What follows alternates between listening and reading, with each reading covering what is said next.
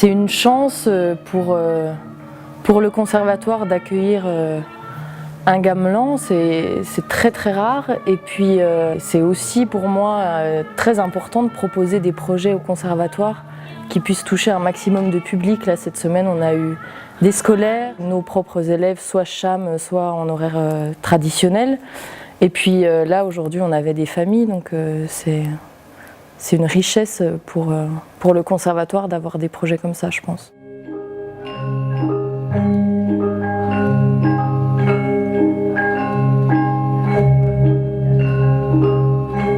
C'est un instrument c'est un orchestre qui ne doit être qu'un instrument et pas des instruments. Une sonorité, même si on est 20 à jouer. Un son qui doit être en harmonie, plusieurs joueurs qui ne deviennent qu'un joueur à 40 mains.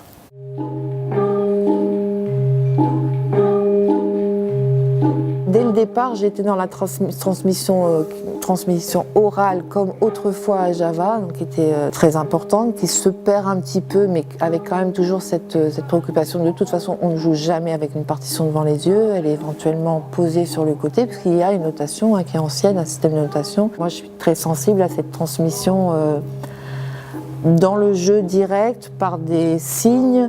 Alors oui, comme les hauteurs sont des chiffres, donc voilà, comme à Java, on se montre, on donne des indications en montrant les nombres, les chiffres avec les mains. C'est ressentir physiquement, se laisser porter. Si on se trompe, c'est pas grave. J'aime bien avoir des groupes variés, de générations variées, justement d'horizons variés, des musiciens et des non-musiciens.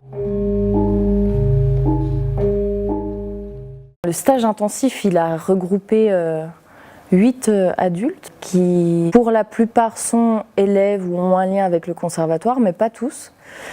Et il était intensif parce qu'on se retrouvait tous les soirs pendant 2 heures depuis lundi. Donc ils ont eu 4 séances. On a fait 4 séances de travail de 2 heures. Vendredi, on a fait un petit raccord et vendredi, c'était restitution publique du travail.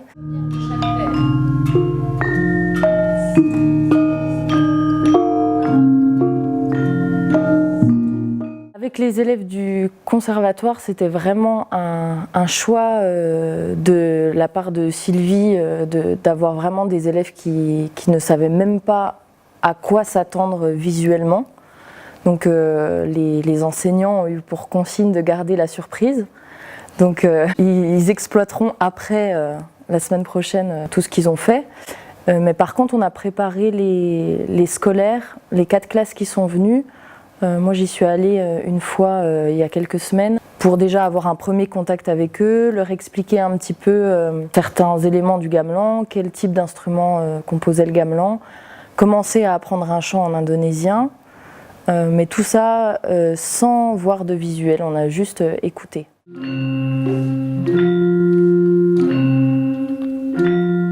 Là, c'était famille, on en a fait aussi une mercredi matin.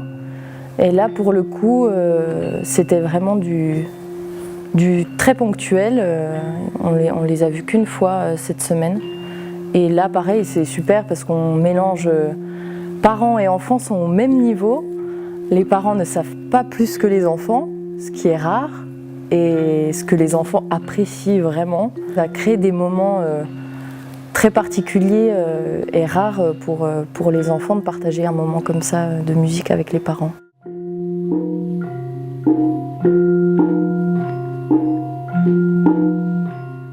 Le gamelan implique que tout le monde se mette à la même hauteur, qu'il y ait personne qui joue plus fort que l'autre, etc. Donc ça met tout le monde sur le même plan et ça permet de partager de nouvelles expériences. Là, cet après-midi, on a vu des moments où celui qui venait de jouer d'un instrument transmettait les informations, apprenait à l'autre. L'autonomie qui est développée au sein de l'orchestre du gamelan est très intéressante et c'est aussi un des liens avec Opasso en fait.